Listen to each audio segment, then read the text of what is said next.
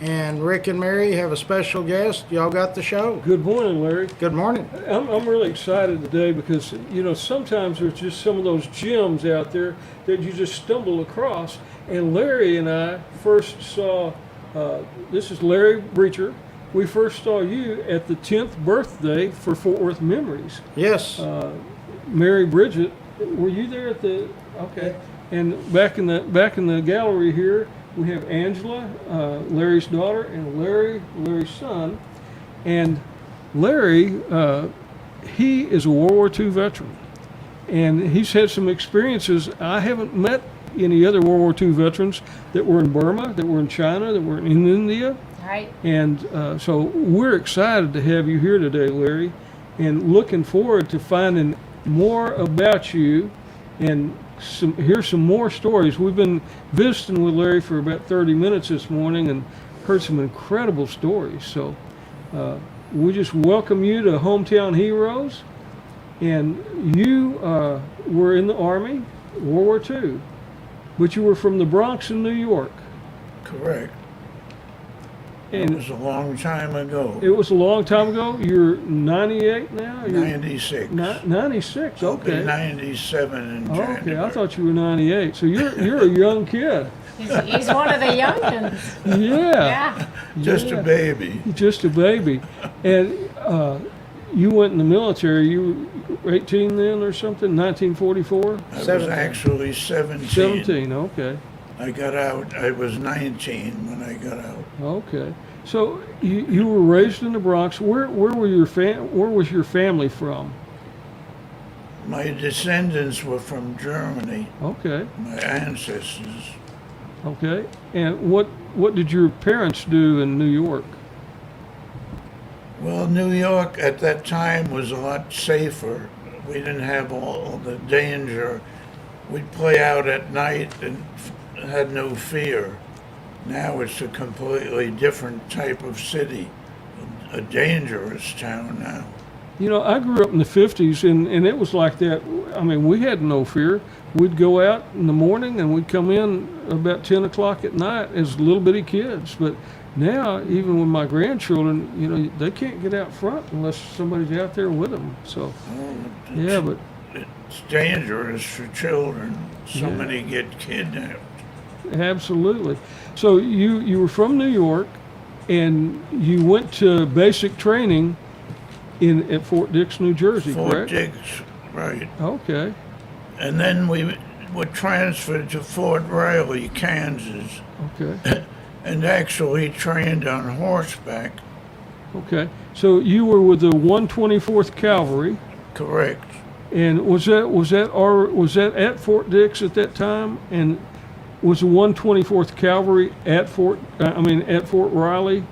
Yes. So you were trained right there with the unit that you were going to go overseas with. Correct. And what kind of training did you have to do there? Well, I had never been on a horse in my life. So you weren't already a cowboy, huh? And the way the Army trained, they put us in a big corral and no saddle, just a blanket with a cinch to hold it on, and we had to teach ourselves how to ride. That was the Army way. So that was quite sink or swim. Yeah. Right. Yeah. Baptism by fire. You might fall off, but you'll probably get back up. I'm from Texas, and I never have ever tried to do that with a horse. I don't think I could do that. With no saddle? Yeah, with no saddle. Yeah, I don't think so either. Well, that's the way the Army taught us. Where the horses were already broken, though. You didn't have to break them. They were clever. They knew the routine. And at times I fell off, and you look up and a whole thundering herd is coming down on you. But a horse won't step on you if he could avoid you. But if he can't, you're in big trouble. Yeah. So you learned to ride the horse with the blanket, and then you moved on to riding a horse with the saddle. Yes, and the saddles were the same as they used in the Civil War. They called it the McClellan saddle after the Army general. and they had like a split in the middle. Uh-huh. And for punishment, they'd make you take the stirrups up and ride until you were black and blue. Oh my goodness. So you were saddle sore. You were saddle sore in your training, huh? If you had punishment, So how long was your training? probably 6 weeks. Okay. And then we trained at Fort Ord for maybe another month. So you went from Fort Riley, Kansas to Monterey, California. Did you go on a train? Is that how they Yes. transported you? And they were so short of trains, we rode on the old plush cars Uh-huh. like they did in the 1890s. You still had the cigar smoke, huh? They had to take them out of storage because there were so many troops being transported by train. So when you went to Monterey and you went to Fort Ord, you did some additional training. Was that like combat training or? Yes, what they called advanced training. Okay. And then after that training, you went to Los Angeles to board a ship. Right, with an army transport that went so fast, we didn't have a convoy. Wow. Huh, You hadn't were out heard there. that. The convoys were more dangerous because they could only go at a certain speed. We had 6,000 men aboard. But whenever you went and got on the ship, you didn't have your horse. You just had your saddle. They sent it, that's the army. They sent us with saddles and no horses. No horses. But overseas, we had mules to carry all the equipment. So you didn't use your saddle anymore after that, did No, you? I don't know what they did with them.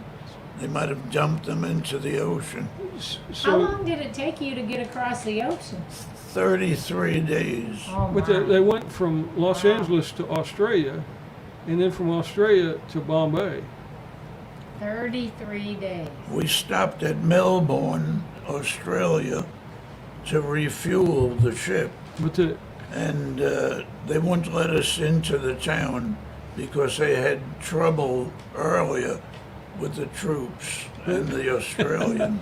As happens sometimes. the Navy had probably been there and kind of Probably. ruined the deal for y'all. You think? So all we could do was walk around the dock for 3 days till the ship Oh. was resupplied. And then we took off again to Bombay, India. How long were you in Bombay before you went to China? You went from Bombay to China, then to Burma. Right. Okay. We were in India maybe a couple of weeks at the most, and then we flew to China and then eventually to Burma. Okay. But from China, did you fly to Burma or did you go by truck? Oh, we flew Okay. because they had the Army military bases there at the time. This was in probably at the 44. later 44, whenever you completed your training, Yeah, and then you went there. So the war had been going on since Oh, the 30s in Burma and that area. right. The Japanese were well entrenched in those countries. And India and Burma were both under the British rule. Right. So, Lord Louis Mountbatten was actually in charge of the whole theater. The British were fighting at Mandalay at the time. And we had a mission to open the Burma Road, which the Japs had blocked. And that was the main supply route to China to keep them in the war against the Japs. because China was kind of landlocked, and that's where all their supplies could come through if we could open up the road.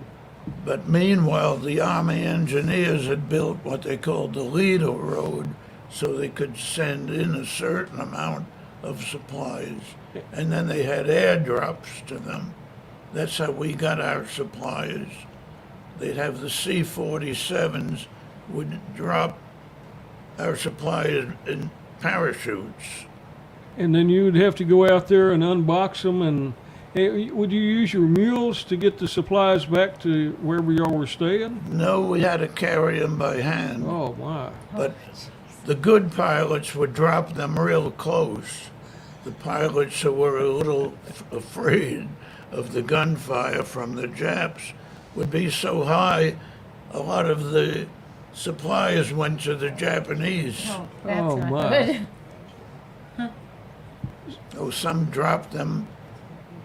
You could see the people in the plane, they were that close. So they dropped good then. Oh, it's as close to the ground as they could get. Yeah. So whenever you first went into Burma, were y'all fighting when you went in, or did you it was just skirmishes and battles all the time? Well, when we got there, the Marauders had taken a town called Missionor, Okay. and we had a camp there. The combat was over in that area, but then we marched out from this town of Missionor for 300 miles, and then we were in a combat zone there. So that 300 miles, did you already have your mules with you? The mules carried everything over the mountains. Except you. You couldn't ride your mule. You had to just Oh walk no, along we with walked. But we Can could you only, imagine? there were so many men, we could only average about 10 miles a day. it. My goodness. And at one time, we got so high up in the mountains, you can only go 1 or 2 minutes because you couldn't breathe. The atmosphere was that thin.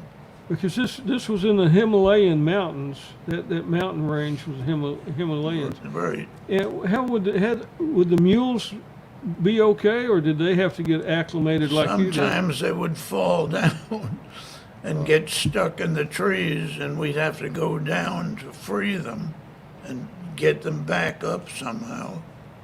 It was an ordeal. And whenever you were assigned a mule, so you had a mule that you took care of, that was your mule, Right, every soldier had his own mule. and your mule's name was Buddy. Correct. Okay. Did you get to name him? Well, everybody would give them a name, whatever they felt, was compatible with them. But there were some interesting names. But there was. Some you couldn't mention. Not today. So you'd have to take supplies not just for you, but you'd have to make sure the mule had their food and water and. Yeah, we were assigned to each mule. We had to feed them and clean them and do everything necessary for them. So, and then they probably had some veterinarians with you too. Did they have some veterinarians? I believe they did, Yeah. but actually I was never certain. How many mules do you think that y'all had in your division there? Oh, I'd say possibly around 300 or It's a more. lot of mules. You probably after you got out of the war, you probably didn't want a pet mule, did you? Did you? No, I was done with them. You were done with the mules, but you got to see that road being built, didn't you? Well, no, because we were actually on the other side of the road trying to get to the Burma road. Oh, okay. So you were going to connect up with the Burma road, and there was still heavy fighting there, wasn't there? Well, then we had to break a roadblock with the Japanese had cut off the Burma road. So that's why they had to build the Leader road and bypass. But it would have been more convenient to reopen the Burma road. And the Burma road was about 700 miles long, or was it about that long? Well, it went up to Chongqing, which at that time was the capital of China. I'm not certain how long, but it was a good ways. And it went through a lot of mountainous terrain. Oh, mostly.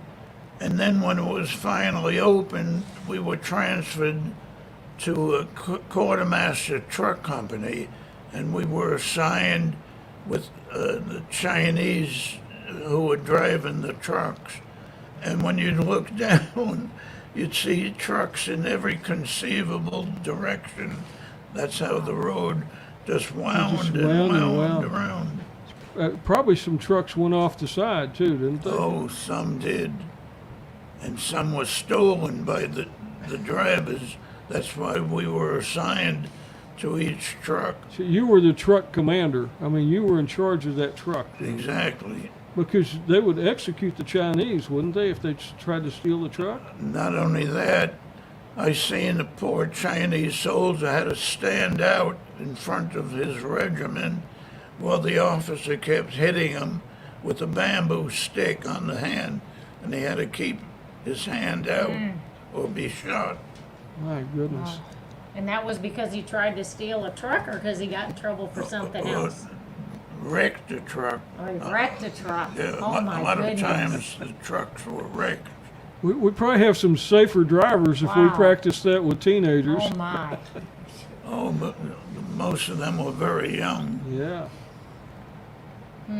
But I wonder why they would want to try to steal a truck. It'd be pretty obvious that, hey, Right. you're going the wrong way, or, what are you going to do with a stolen Well, truck? the black market was wide open then. Okay.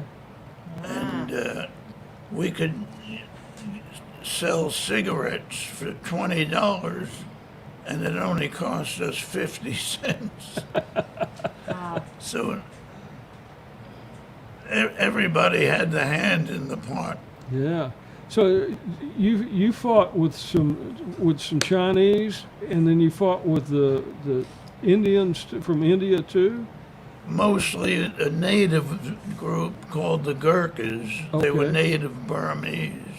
The Chinese, some of them did fight alongside us. And those natives from Burma, they were pretty tough people, weren't they? Extremely tough. They had knives where they would sneak up on Japs at night and cut their heads off to terrify them. You were telling me a story earlier about the ritual if you wanted to hold their knife, and you got to hold one of their knives. They'd have to draw blood. They'd have to at least take blood from a finger. So Like the just to hold the medics would knife. take. Just to be able to hold it. Yeah, like the medics would take for blood tests. Whenever you were over there, how was the weather? You had some monsoons, but you had some cold weather too, didn't you? The weather in the day was nice. It never got real hot. But at night it was cold. Sometimes it was so cold we had little cans of sterno, which you could set afire to cook or heat up your rations. And I'd have to hold them under the blanket. It was that cold at My night. goodness. So did you sleep in a tent? You had a pup tent or something? No, or we just slept on, on the ground. Okay. And you'd have to stake all the mules out, and you'd have to. Would they graze during the night, or what would they do during You'd the have night? to, when you got up in the morning, you'd have to find feed for them, which were mostly bamboo leaves. We'd have to cut the bamboo trees down so they could feed. That's a lot of bamboo to cut for. It's a lot of work. Yeah, On top of fighting a war, yeah. you also have to feed the mules, so there's a lot goes into it, a lot of moving pieces. Oh, the military was a lot different than you see in the movies. Yes, no doubt. And so you were carrying some artillery on the mules. Is that what you were carrying? Well, that was for the other regiment. They Okay. had the artillerymen there. But we had to carry them. I guess they had mules too to carry. And so you were in a lot of combat while you were over there, weren't you? Till we broke the blockade of the Japs. And then they had nothing to do with us, so they put us in the trucking company. And so then you started running supplies and men, or? Yes, it was a 3-day trip to the capital of China, which was called Kunming. And we made 100 miles a day. Were you driving, or did you have a Chinese driver? They had Chinese drivers. Okay, that's a long trip Oh, in the it was, mountains. yeah. That's probably scary. It was scary because the road was just an unpaved road, just gravel. Especially during the monsoon season, it'd be slick too, wouldn't it? Well, we missed the monsoon. Oh, did you? Okay. Merrill's Marauders had to fight in the monsoon. And you fought with them some, Well, correct? they were what was left of them were transferred to our outfit, the Mars Task Force. Well, tell us a little bit about the history of the Marauders for the people that don't know it.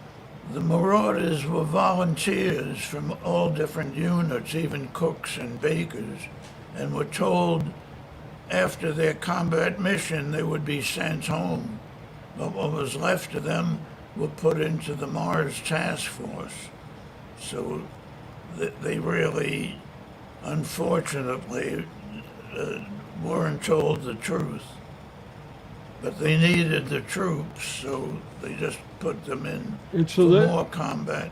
they were seasoned fighters. I mean, had seen a lot of combat, hadn't They they? seen more combat than we did. And they had to fight in terrible conditions.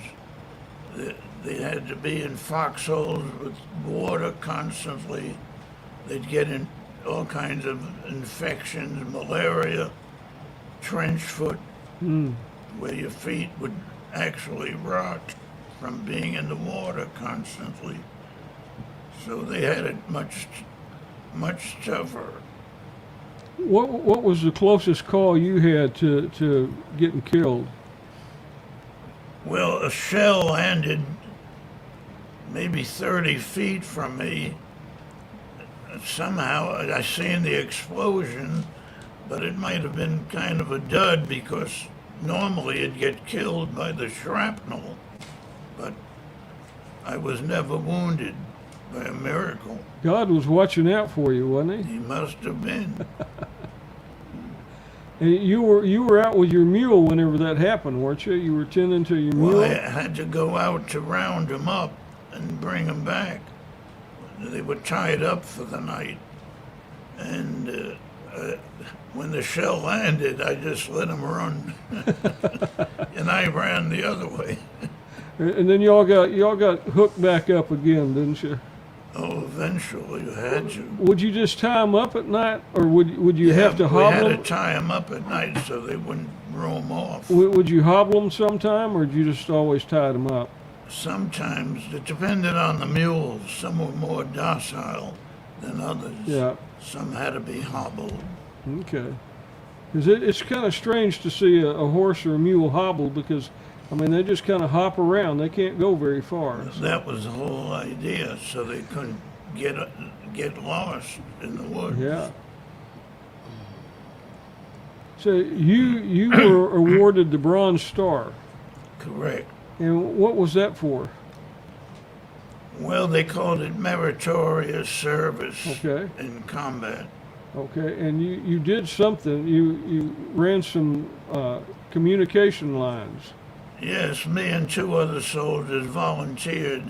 The rear headquarters had been cut off, and we had to lay another wire. We must have had to run it about a half a mile. So we took turns carrying the spools. They were pretty heavy because they had to go a long way. Were you getting shot at the time? We were under artillery fire. Okay, and you could hear that artillery as it was going above your head, couldn't you? Well, if you could hear it, you were safe. Okay. When you didn't hear it, you didn't know where it was going to land. That's kind of like kids, right? You That's always right. worry when they get quiet. Oh That's right. my. Well, in your combat experience, you were using the M1. Is that what you were The using? M1 Okay. and the Army had machine guns and the automatic rifles, what they called the Browning automatic rifle, BAR. BAR. Two men had to work it. One had to carry the ammunition, the other one did the firing. They were very effective. What kind of combat situations were you in? Were you like fighting the enemy and they were in the woods or behind rocks or something? Could Well, you they see were them? all dug in. The Japs had been there for years. They had dugouts. They had to get them out with the flamethrowers. Okay. The flamethrowers would either burn them up or burn the oxygen where they'd actually suffocate. But some of them were shot and got burned up themselves. Oh yeah, the flamethrowers. Very dangerous. That was a dangerous occupation. Yep, It certainly was. We have a good friend, Don Graves, who was a flamethrower on Iwo Jima, and those flamethrowers were a target for the Japanese because they were the only weapon that was really effective to get them out of the bunkers. Well, they were dug in that deep. They had like cities underground. And Yeah, they they had- were very good at tunneling. That's They for had- sure. Well, They they had- had years to do Yep, it. years and years, and they worked their butts off, right? There was no lazy people there. And then they built them where they had the fields of fire to cover the beaches. That's why so many men got killed. They had what they called fields of fire. Anywhere we would exit the water, they had it covered, like the Germans did at Normandy. Right, Pretty effective too. very effective. Well, like I say, they had those areas for years to fortify, but eventually they killed most of them. And one thing about that I read about the war in Burma, there were a lot of Japanese there, and the Allies wanted to keep them fighting there, so they couldn't send all these troops to the other parts of the Pacific to fight. So they were really trying to keep the battles going with those Japanese to occupy them. Not only that, the British were fighting down at Mandalay, so that kept them from reinforcing the Japanese troops there. But they had an awful lot of troops there. They estimated them 30,000 and up. Yeah, They never knew exactly. yeah, because they were pretty well dug in. So And the Japs wouldn't surrender. They took very few prisoners. It was a disgrace to surrender. And that's why they treated the prisoners so bad. They thought they were disgraceful for surrendering. They had a different set of mind. They were very cruel people. because they killed a lot of people in China, didn't they? You were telling me that they killed millions of people. Well, if you Google it, according to Google, they killed 23 million Chinese and 30 million altogether. My goodness. 5 times more than the Germans killed. But that was pretty well hidden. I was there and I never knew about it. How long did you stay in Burma? Well, I know we were there when President Roosevelt died. I'd say after combat, we were there for maybe half a year, and then we went to China. We were driving the trucks up, on the Burma Road. Then we went to Shanghai. So altogether, we were overseas about 2 years. Okay. But that must have been some pretty beautiful country. I mean, it was war, war was going on, but just to drive that road It was through the very, mountains. like going back thousands of years. Yeah. Nothing modern in those days. Your son was this. What about the Japanese snipers? You told me one time they come into the foxholes in the night and they kill every other man. Oh, if they could, they'd sneak in at night, and if you were unlucky, they'd catch you and kill you. But didn't they used to leave one man alive, kill the next guy, leave the one guy alive, and skip, you know? to Well, if fear they of the could, American soldiers? they'd kill everybody. I know one time they told me a story of, sometimes they'd leave a few men alive in the foxhole, the guy who was on guard would fall asleep, and they'd come in and just kill every other man to make the American army terrified to go to sleep. Well, some did that. Yeah, Most would just kill everybody they could, wow. like we killed them. And that was some stories that we've heard from other people in the South Pacific in fighting the Japanese, because they would just come in at night in waves and just, you know, come Well, in. the and- main thing was the banzai attacks. They just run into the guns. Their mission was to kill many Americans. They got to the point where they knew the war was lost, but if they killed enough Americans, we wouldn't be afraid to invade Japan. Right. That was their main mission. And were you still in China and Burma whenever the war was over? Is that where you were when the war was over and Japanese surrendered? Yes, we were there till the war ended, and then they transferred us into the quartermaster trucking companies to deliver supplies with the Chinese. So we were there, not too long, because the war had ended. Mm-hmm.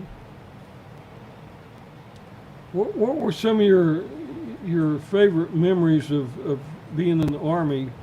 I know you saw a lot of combat, but did you have some favorite memories of being in the Army? Yes, the memories were the friendships and the other GIs you got to know. Did you carry any of those friendships over after you got out of the service? Some were from the area I lived in. I'd meet with them in New Okay. York. But not many of those friends that you served with are still alive today, probably. No, many were killed in the battle, Yeah. and the others would be probably my age or older. Did you lose some good friends while you were over there? Some very good friends. Were you there whenever they got killed, or? Well, some who got killed, I seen the mortar fire. We could see the hill that they occupied, and the mortar shells went all around it. You could see the explosions, and that's killed quite a few. So of them. you knew that they were probably injured or killed whenever you Oh, saw that. Yeah, we saw that they were catching hell, we called it. Mm.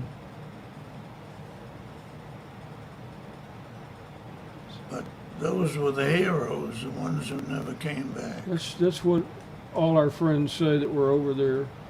You know, we say that they're the heroes, and they said no, those guys that we left over there that died were the heroes. So, whenever somebody in your unit died, did they have a ceremony, a burial, or anything for them, or? Well, there wasn't time during the combat. They just buried them. Yeah. And then I guess some of them they came back and got later to put in different cemeteries. Well, some I never knew if any were left there. Like in Europe, many of the veterans are still there. Right. So I really don't remember if they were shipped home after the war or not. Whenever you were over there, did you have a girlfriend at home or anything that you wrote letters to? Or? Yes, we all had girlfriends. That was an occupation, Okay. corresponding back and forth. Okay, so you had some girls that you were writing letters to and getting letters from, and Right. and your parents, you probably got some letters from them too, didn't you? Well, yes, we could send letters, and they returned letters. They had a pretty efficient delivery system. I think that was important for the morale, is the Oh, definitely. getting the, except whenever you got the letter from your girlfriend that's saying, Yeah, hey, the Dear the John Dear letter. John, That hey, wasn't don't come pleasant. back, I've already married somebody Yeah. else. So Dear John letters, Yeah, they the called Dear it. John letters, yeah. Sorry, but I got married. so you did get married after you came back. not for quite a while. Okay. So whenever the war was over and you came back to the United States, did you go back to the Bronx and I kind was of back home to the settled Bronx. in back then? And what did you do? What kind of work did you do? I was a salesman in a jewelry store. Okay. How long did you do that? Oh, a couple of years. And then what happened then? I looked for another job. It was getting boring. Selling the jewelry? What kind of work did you do after the jewelry store?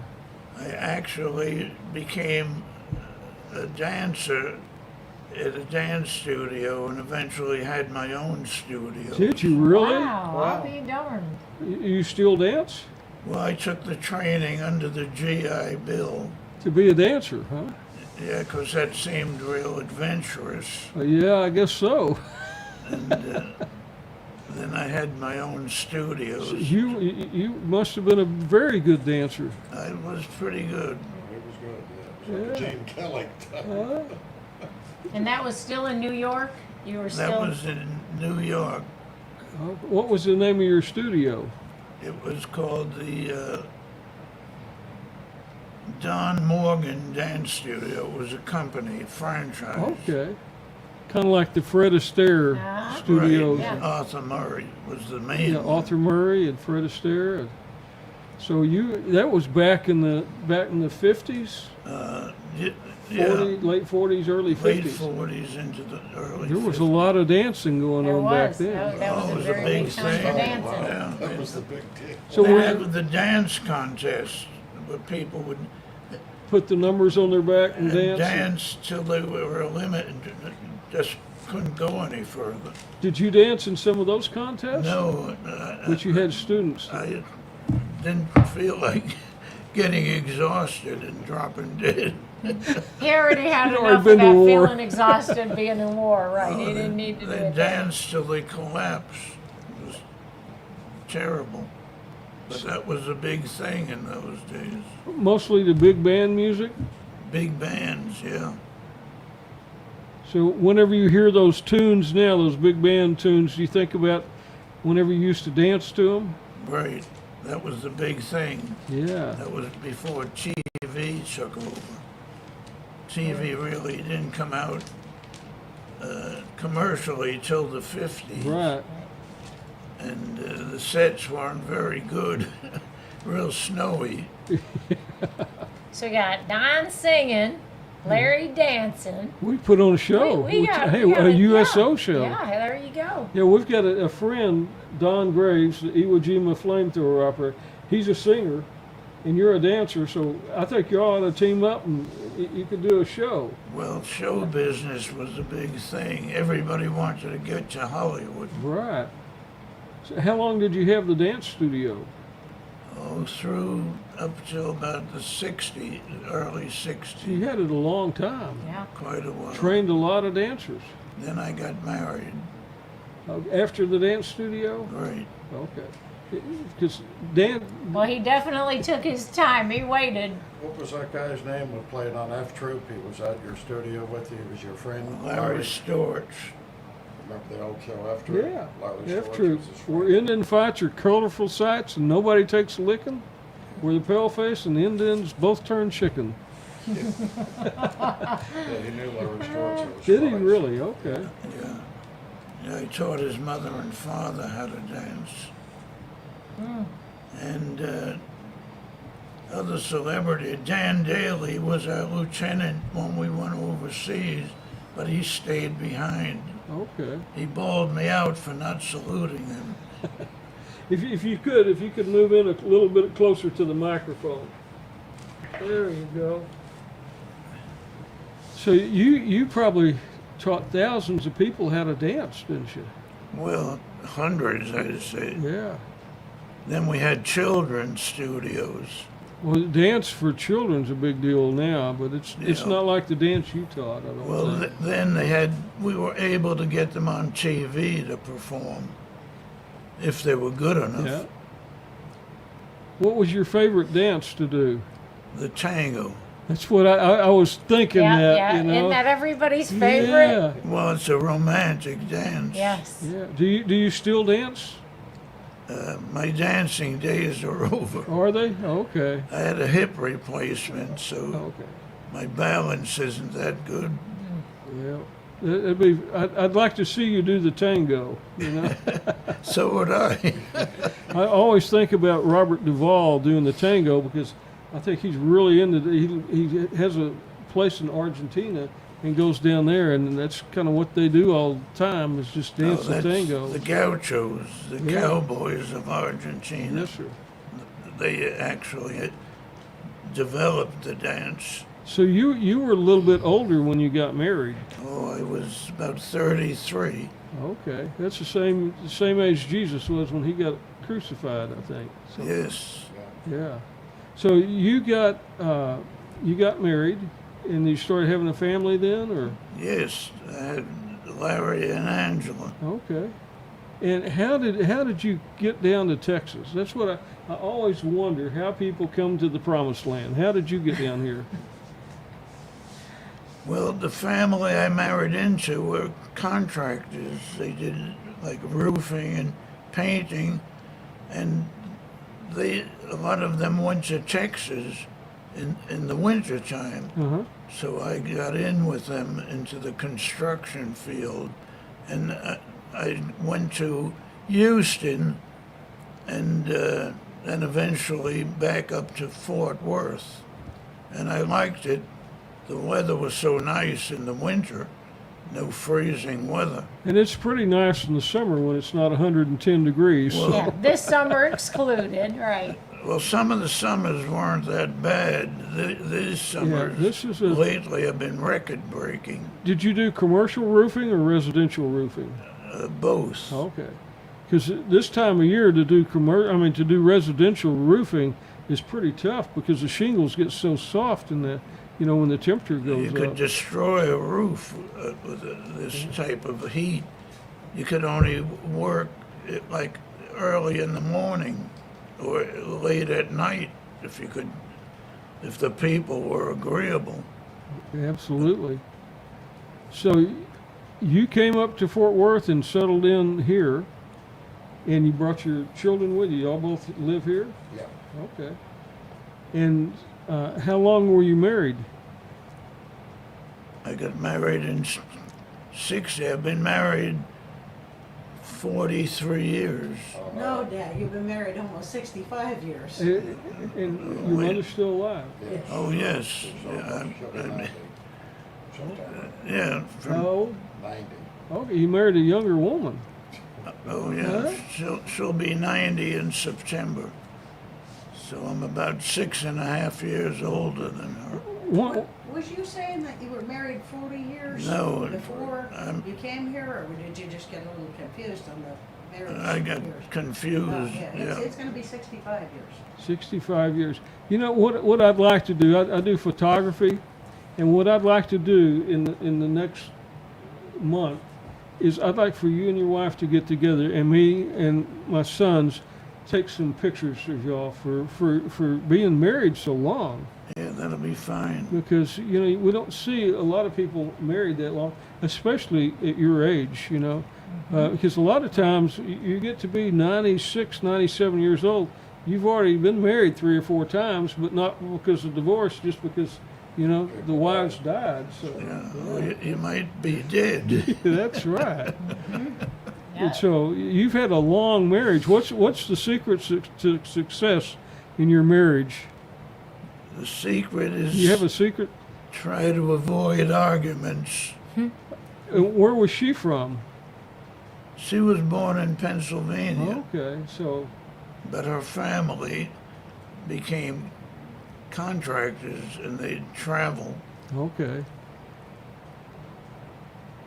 So that's how she ended up in Texas. And you brought her to Texas, or was she already here?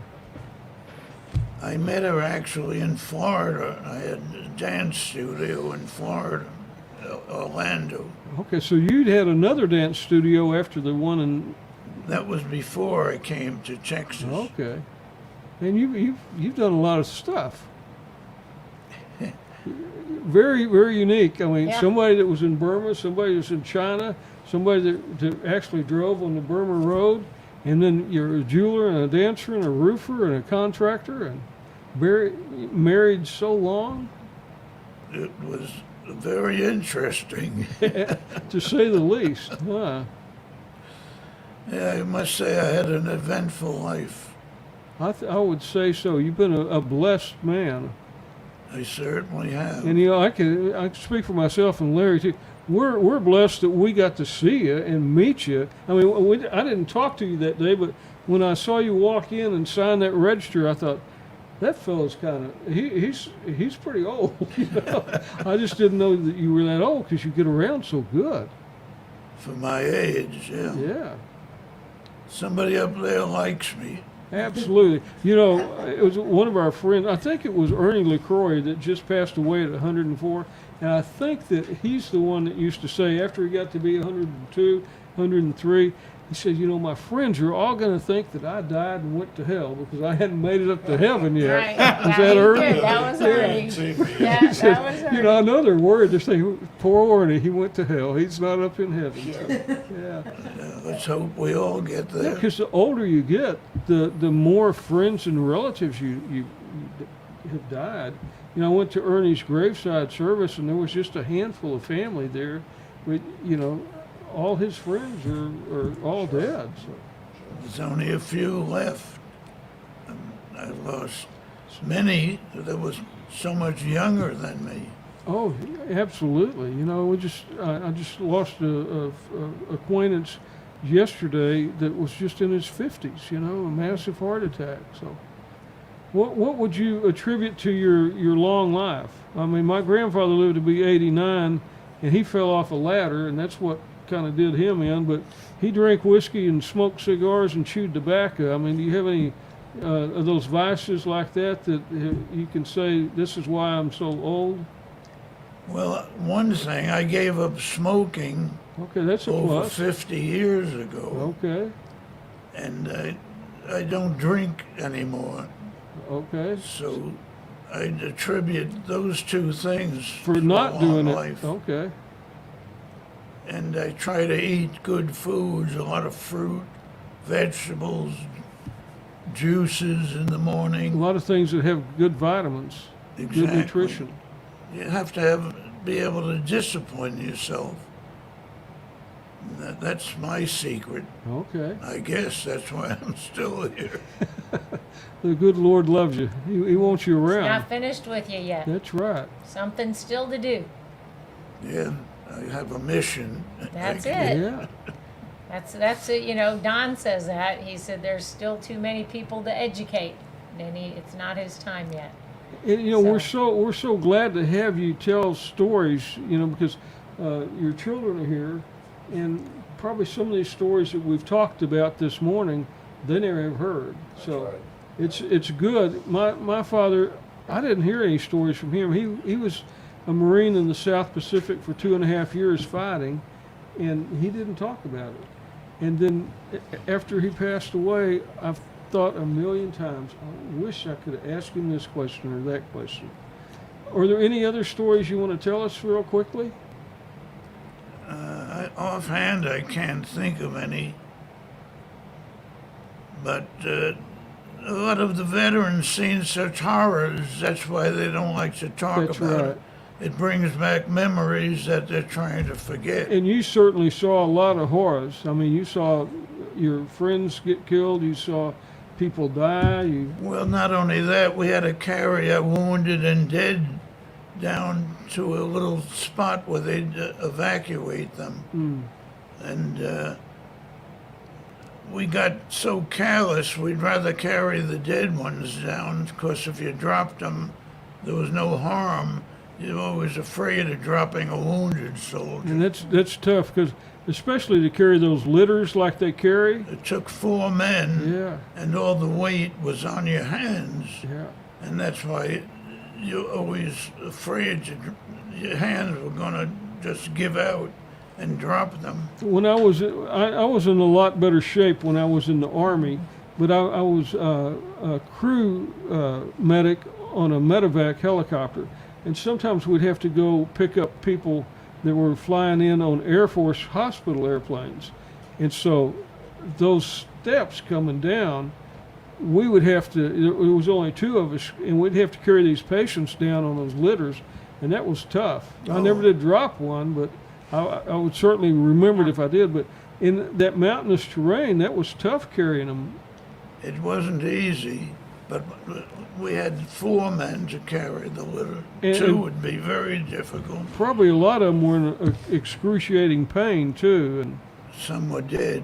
yeah. Like I say, we got callous. You get used to it. Yeah, and that's sad that we do that, because I started getting that way being around a lot of people that were dying, and I came kind of calloused that, it's just another day I at think work. it's a protection, right? Well, So that you don't If you go didn't, crazy. you'd break down. That's Yeah. right. That's the only way you'd look at it. Yeah. The war turns people into inhuman sometimes. And I've heard that, especially from some of my Vietnam veteran friends. They said, it made animals out of us. We became people that we never imagined that we would become. And just killing people was just, they had no feeling about it. You get back to the primitive survival. Yep. Kill or be killed. That's right. Well, we've certainly enjoyed you being on our podcast today, and I want to for sure come and take you and your wife's some portraits for y'all, so you can have those. But is there anything you want to read us off your? I noticed that you had a list. Is there anything else that you want to tell us? I think I covered just about everything.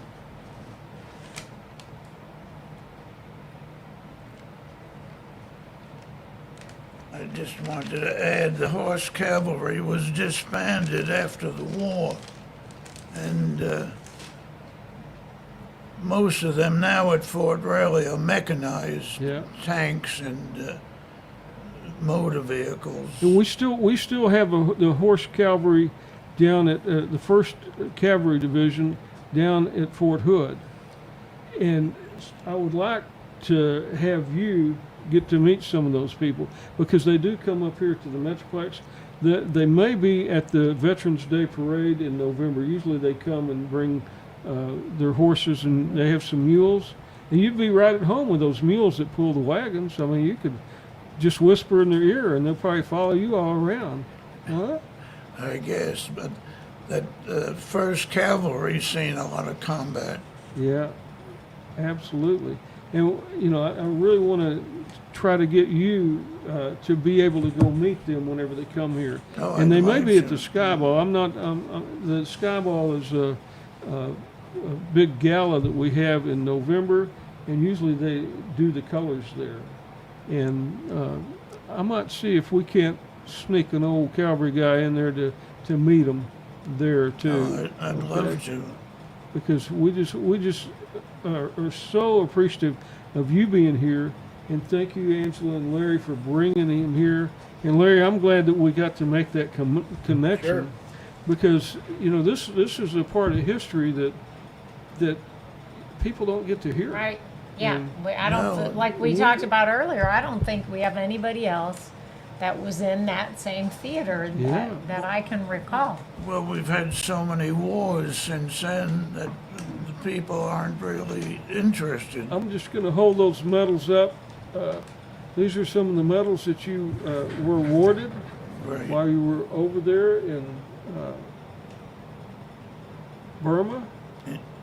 And the Bronze Star, you don't see a lot of people with those, but We were actually the only combat American forces there. were you really? Yeah. Outside of supply troops and airmen. But we were the only ground troops there. And we talked about it before. Maybe, I don't remember if we talked about it on the show, but the 10th Air Force that's headquartered here at NAS JRB, the first flight mission over Burma into China was the 10th Air Force. and they flew some fuel for Doolittle's Raiders across the hump, which was the Himalayas. So we've got a little bit of history from where you were right here at the 10th Air Force. So No, But- they did a great job, dangerous job. Too. absolutely, a lot of airmen and crews perished in those mountains. But we're just so honored to have you here today, Larry. Well, And it's my honor to and- be remembered. you're a great American, and you're a hero. Well, thank you so much. And we want to certainly invite you to roll call our veterans luncheon and let you meet some other great Americans at roll call. I And look forward to it. we'll get you all coordinated so you can come to our luncheons, because we'd probably like to hear your story at roll call. Absolutely. But thank you so much for being here. Angela, you have anything you want to add? I would just like to thank Mary Bridget Bradley Abs- for Absolutely, yeah. introducing my father to us, and thank you all very much. It's been a Yeah. pleasure meeting you. And Mary Bridget, she is one of the Fourth I'm memories, hoping to have it ready by people that, Thursday. you know, are just all involved Wednesday or with Thursday. Fourth I'm memories. telling you, it's, I've got about She's a real 130 pleasure to hours be in it with us. right So, and now. that's your niece, right? Yeah, she's my cousin. She's a good friend of ours. Larry, do you have anything to add? No, it was wonderful, though. Well, Very I'm nice so to meet glad you all. that We're good. I'm so glad that you yeah. could be here today and Yes. be with us. We have our next Need roll money, though, call when you pay in September. check or cash, no Yep. credit card. We have it in on September 22nd. So the RSVPs right now, I'm planning on those opening yeah, somewhere I right agree with around Labor Day. So, and I always think Yeah, we I'll have these send you a World War message II tomorrow. veterans that are here locally, Right. and we still don't. We've been roll call been around since 2014. Started with one man and a vision to take World War II veterans to lunch so they could sit down and visit. And somehow we keep finding ones that we didn't know about before. Just right across the Yeah, freeway. right, very close to Birchman, and probably lives relatively close to Al Chatwin over there on the white settlement side. You know Oh, Al? I do. No, Yeah. no, I know Okay, about but it. Yeah. Al lives over in White Settlement. But we recently learned of a new one in Weatherford, and then Larry. So if you guys know of any World War II veterans that are not connected, where they can come and sit with other World War II veterans and every other era of service, let us know about them so that we can We'd reach like out. to reach out to them, Right. even if they're in a nursing facility or Right. something.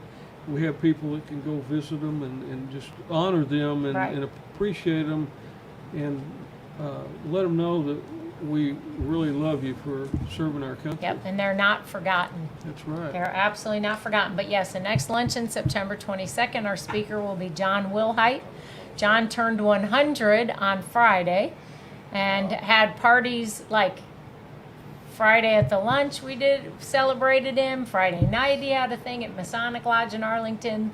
Saturday he had an event out in Arlington, and he said, when I talked to him Saturday again, he said, I think I'm going to take tomorrow off. But John is just so precious, and we can't wait to hear his story. But you know, it's an event where veterans eat free. We do ask the non-veterans to contribute $10 to the cost of the food, which is all that it costs us. We raise the money to pay for the veterans. And we always look forward to adding new family members. So there might be 500 people in the room, but it's like one big family. No, that'd be wonderful. Are we on the air? Yes, sir. We're still on there. We have a branch, a veterans branch in White Settlement. Okay. The veterans of foreign wars. Are you involved in that? You go to their meetings and. I go to some of them. Okay. Well, we certainly want you to invite you to roll call. Roll call, we have a benefit clay shoot October the 15th at Defender Outdoors. Coming up fast. It's coming up fast. If you're a shooter, you need to go ahead and sign up, sign your team up. And we still need sponsors. We need more sponsors. And that's the 15th of October. You can go to roll-call.org to our website. There's information there. Also on our website is a place that you can sign up so you can start getting a newsletter. we have the Patriot Games for the 301st out at NASJRB coming up on a Saturday. I don't remember. I think it's Sunday the 10th. Sunday the 10th. And then there's a lot of other activities. I know the Fort Worth Air Power Council, we're having an outdoor extravaganza where they are going to have gun raffles and things like that coming up. You can go to Fort Worth Air Power Council's website or their Facebook page and get more information about that. Holidays and Heroes, they give presents and gifts to the families at NASJRB. They're working on doing Thanksgiving dinners again. We gave 100 pounds of Thanksgiving dinner, including the turkey, to about 500 of the enlisted men and women out at NASJRB. And we've just recently raised about $50,000 to give through the food bank, Tarrant County Food Bank, to take those meals for Thanksgiving. A big shout out to Carrie Ortigal for putting all that together. There's just a lot of stuff going on with veterans. Larry's the bicycle drive is moving forward really fast. I mean, Christmas is going to be here before we know it. Yep. And you're already scouting out getting bicycles because you want to start getting the bicycles now, because around Christmas they really get hard to find. And they're more expensive. And you found some pretty reasonable. 78 at Walmart, $78. That's the Okay. cheapest we got so far. And you can bring those bicycles Right here. right here at Fort Worth You Memories buy them Museum. online and have them shipped here to the Okay. museum. Okay, because what's the goal this year? 800? 800. 800 bucks. And toys. We're trying to get toys too. So, and we're not talking about Dollar General toys. That's goods toys. Yeah, good Good toys. toys. One other thing, we have a golf tournament for Freedom Mobility Foundation. That's in November. You can go to Freedom Mobility Foundation and find out more about the golf tournament. The 23rd, I think, of December, we're going to have the Armed Forces Bowl. Last year was certainly a bowl game to remember. We have it right here at TCU. Very cold. And it was the coldest bowl game in Ever. history. It was about 10 degrees that night. Yeah. But the 23rd of December, if you go to the Armed Forces Bowl website, if you're a veteran organization, we have a veterans village that's set up several hours before the game. You can set up there so you can get your message out to the veterans. So be sure and go to their website too. So there's just a lot of good things happening with veterans. Busy time. The Busy fall time is of always year. busy. All the nonprofits are trying to raise the money for the next year. So, Larry, thank you so much for being here.